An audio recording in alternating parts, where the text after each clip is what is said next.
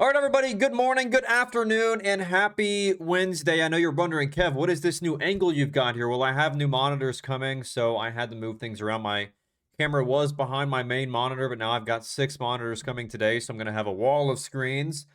So I want y'all to be over here on the side. You're going to have a screen here, screen here, screen here. You're going to have 6 of them here, a little wall. And anyways, so I had to move things around. Hopefully this angle is good. Hopefully you feel like you're here with me and not at me.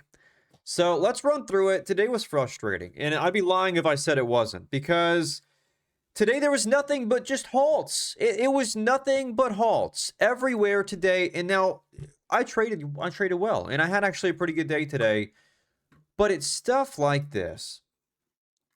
Look at this. It is unbelievable. The number of halts we saw today on YXT, on ZYBT, on INLF, on JLHL, on I mean, it's all now it's halted down. So today was frustrating, and the reason why.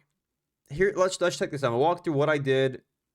Of course, I'm going to start trading 8 a.m. starting tomorrow. So we're going to go back to doing some pre-market stuff. Just because there's been too many halts after open lately. And I know I started focusing on the open again because July pre-market was so slow. But now I think it makes more sense to start to dive back into pre-market because the halts have been ridiculous. Great example on YXT. Clean pre-market. You come into the open and it's just halt, halt, halt. It's just back to back. What did I trade today? What could you have traded today? Well, there really wasn't much, but I did pretty well trading INLF, funny enough, in pre-market.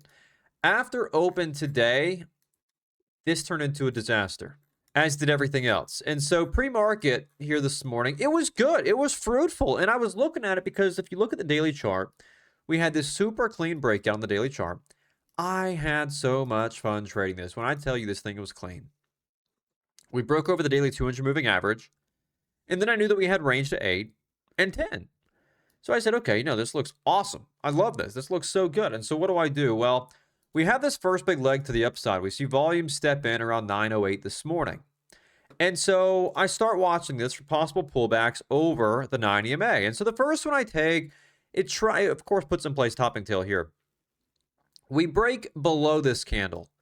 And it gets instantly snapped back up. And that's where I take my entry as I typically would. And I want to see from there continuation. Well, you can see here it did not continue, and I overall took a break-even trade on the first entry that I took on this. Then it does the same thing, and again, I'm just sticking to my system. This is my system, my strategy that works.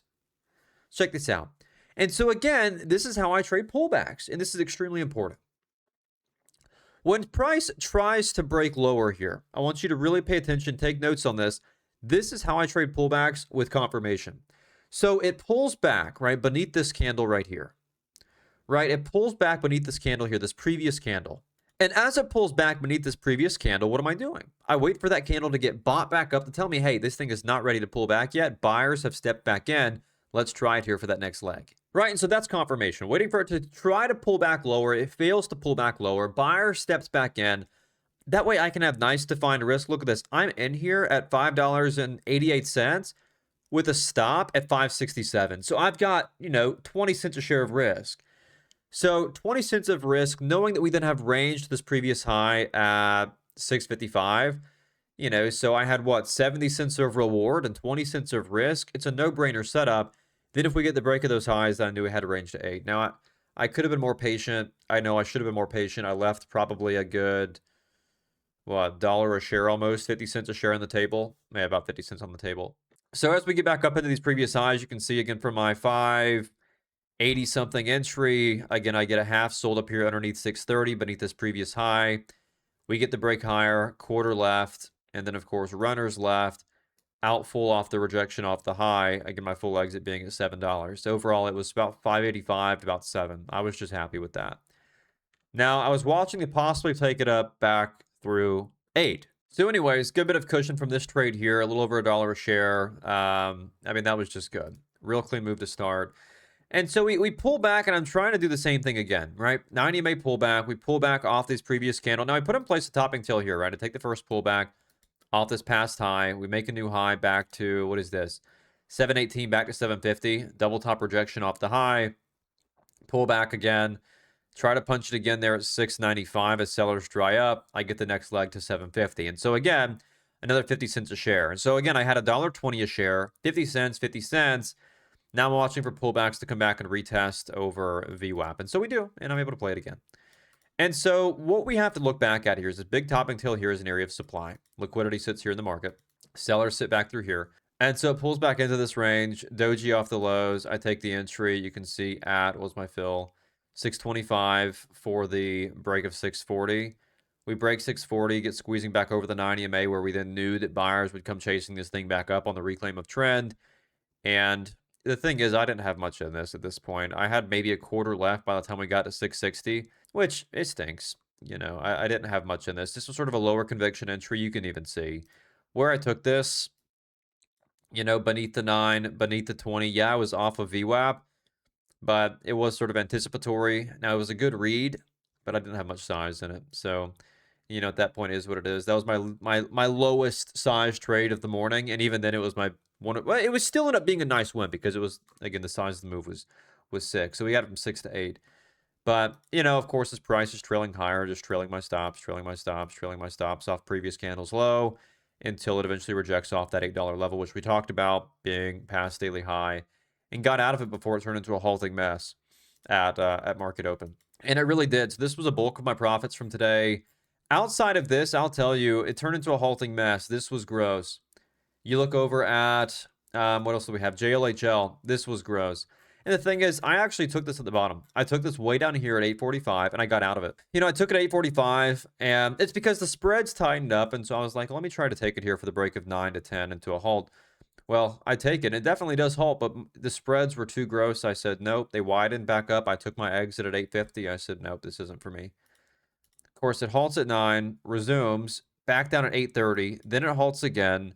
It is just all over the place. And so it is what it is. I didn't really do anything with this. Just, it's disgusting, man. I just hate the halts. Like I said, I did really well today on INLF, and it was a really good day. Look at this after open.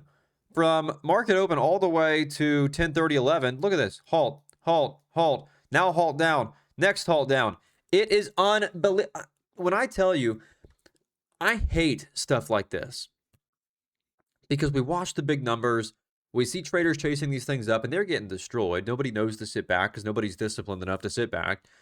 And they think this is good. They see this and think, oh, yeah, this is outstanding. It's up 100, 300, 400%. 500% for YXT. Crazy. But this is stuff that's going to destroy your account. I was telling y'all in boot camp last night. Look, on stocks like this, like YXT, the way you've got to see this, the way you've got to understand this, if it's not something that's going to be replicable for you long term, if you're not going to be able to trade this next week, next month, next year, and make money on it consistently, you're wasting your time, you're wasting your capital, you're wasting your frustration trying to trade stuff like this. If I can't come in tomorrow with the same exact setup and know for a certainty, right, know for a fact, that I'm going to make money on this most of the time, I'm gambling. And so it doesn't matter. It doesn't matter, and you're wasting your time, you're wasting your attention, you're wasting your focus. Go enjoy your day. I made my money this morning at INLF. It was clean, it was predictable, and it's something that I can come back in tomorrow, and if I saw that same setup again, I'm taking it 9 times out of 10, I'm going to make money 70% of the time.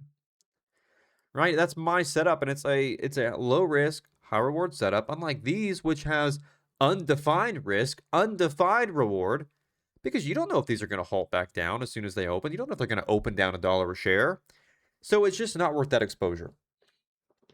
Right? It's just not worth that exposure. So that was this morning. And again, it's one of those things I just want to continue to push the fact that you don't need to be out here trading stuff like this that's not replicable. You can't even manage risk. It's a gamble. It's a surefire gamble. So anyways, that's the morning. INLF was the one. I traded it very well, and I'm very happy with it. I just wish we didn't have these halts today.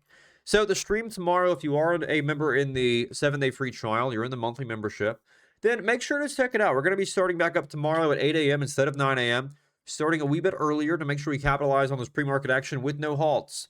Because while I loved the open, and last week the open was fun, the halts have been just a little bit too much. And so now we'll have some cleaner opportunities, take more advantage of the pre-market action we've been seeing the last few days. And, you know, I'm looking forward to it. So as always, make sure to comment down below any questions you have. Let me know how you did today. Hopefully you had a pretty good morning staying away from these halts because it was not easy. It's easy to get FOMO with stuff like this, but don't do it. Ask yourself the question, is this smart for me long term? As always, though, make sure to subscribe for daily content just like this. Make sure as well to join the free trial in the description down below to trade alongside me on stocks just like these in real time every single day. And I'm looking forward to having a big wall of screens in front of me tomorrow. Stay tuned for that. I'll have some updates on that, I'm sure, posted up later. But yeah, we'll see how it goes. Hopefully tomorrow is much cleaner. And I will see you all back either tomorrow morning in the stream or back tomorrow afternoon for the daily recap. I'll see you back then.